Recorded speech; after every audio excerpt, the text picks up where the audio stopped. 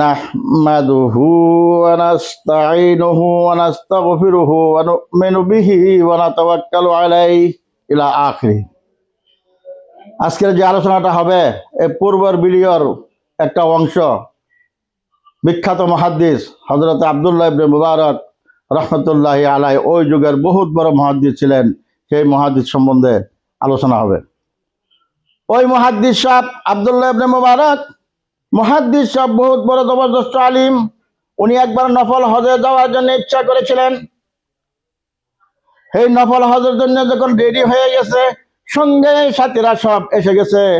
ইতিমধ্যে উনি ওনার ছেলে কেঁদে কেঁদে আসে বলল, বাবা, আমি আমার পড়োশির বাড়িতে গিয়েছিলাম, তারা মাংস রান্না করতেছে, আমি একটু চেয়েছিলাম, আমাকে দেয় নাই।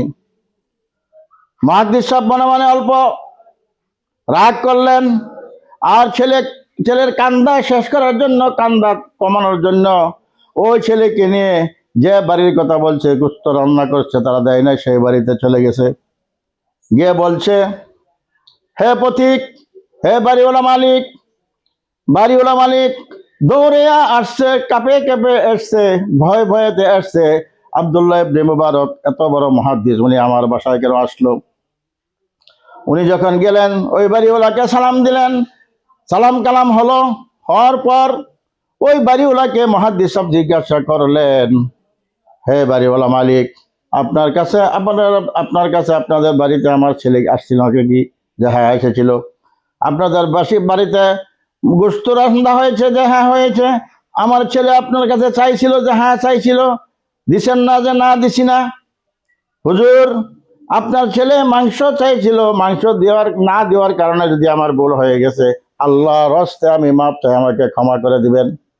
কারণ এই গোশত আমাদের জন্য হালাল, আপনাদের জন্য হারাম। যেহেতু আজকে 3 দিন পর্যন্ত আমার চুলায় কোনো আগুন জ্বলে না, আমি কামে গিয়েছিলাম, কাম পাই নাই। 3 দিনের উপবাস পরিয়ালকে ঘরে রেখে 3 দিন, তৃতীয় দিন যখন গিয়েছি কোনো কাম বন পাই নাই, আমি গিয়ে বলবো, আজকে গিয়ে কি বলবো? যে আমি কি করেছি? খানা পিনা আনতে পারি নাই, খানা পিনার ব্যবস্থা করতে পারি নাই।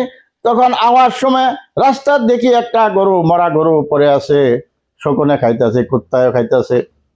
ওদেরকে দূর করে দিয়া আমি ওই মাংসটা অল্প ছিলাইয়া, অল্প মাংস হয় না আমার পরিয়ালকে দিছি, যে তোমরা রান্না বাড়া করো, ভক্ষণ করো। যেহেতু ছেলেরা, মেয়েরা, আমার বাচ্চারা আজ 3 দিন পর্যন্ত ওনাদের পেটে কোনো কিছুই নাই।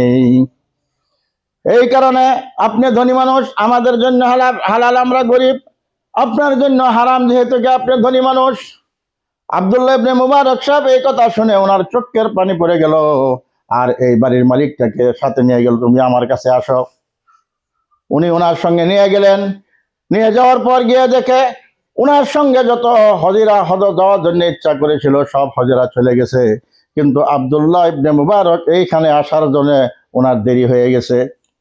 তখন এই গরিব মানুষটাকে বলল, এই যে নাও, আমার ফরজ হজ নয়, আমার নফল হজের জন্য যত টাকা আমি খরচ করতাম, যত জোগাড় করেছি, সবগুলি টাকা তোমার পরিয়ালের জন্য তুমি নিয়ে যাও, তোমার পরিয়ালকে তুমি খাওয়াও, আমাকে কোনোদিন ফেরাইয়া দিতে হবে না।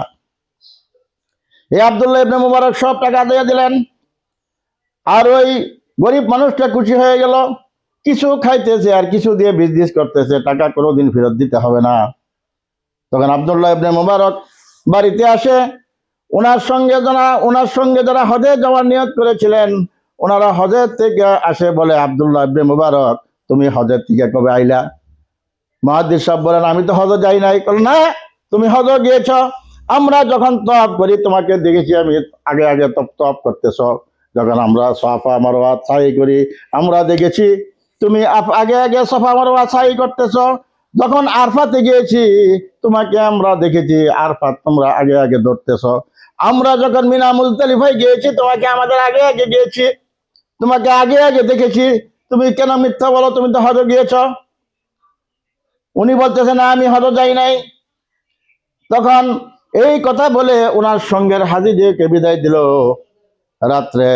রাত্রের বেলায় ওই মুহাদ্দিস সব স্বপ্নে দেখতেছে যে আল্লাহ পাক রব্বুল ইজ্জত ওনাকে স্বপ্নে দেখাইতেছে, হে মুহাদ্দিস সাহেব, হে আব্দুল্লাহ ইবনে মুবারক, তুমি হজ যাও নাই, তাতে কি হয়েছে?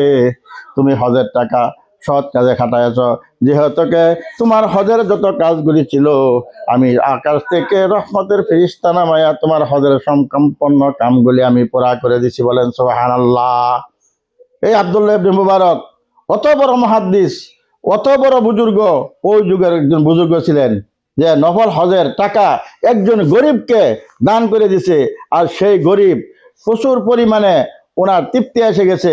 আল্লাহ পাক রব্বুল ইজ্জত সন্তুষ্ট, ওনার এই দানের উপর সন্তুষ্ট হইয়া ওনার মতো একজন ফিরিস্তা, আল্লাহ রহমতের ফিরিস্তা ওনার মতো বানায়া সমস্ত হজের কাম আদায় করে দিছে। বলেন সুবহানাল্লাহ।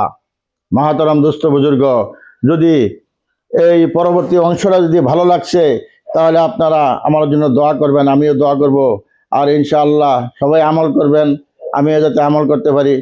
আর আমার সাথে থেকে লাইক শেয়ার ফলো করবেন। ও আখিরি দাওয়ানা আলহামদুলিল্লাহি রাব্বিল আলামিন।